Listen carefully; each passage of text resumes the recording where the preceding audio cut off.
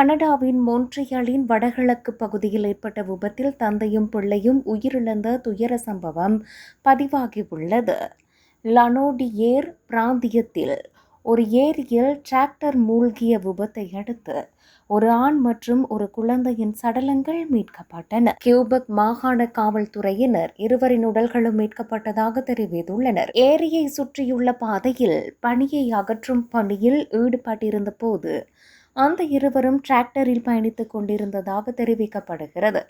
அந்த சமயத்தில் டிராக்டர் திடீரென ஏரிக்குள் மூழ்கியுள்ளது. இந்த விபத்து தொடர்பான தேடுதல் நடவடிக்கை புதன்கிழமை இரவு சென்ட் செனோன் பகுதியில் ஆரம்பிக்கப்பட்டது.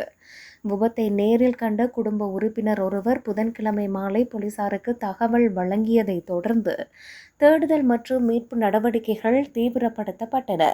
தேடுதலில் தீயணைப்பு வீரர்களும் நீருக்குள் செயல்படும் டைவிங் குழுவும் ஈடுபட்டிருந்தனர்.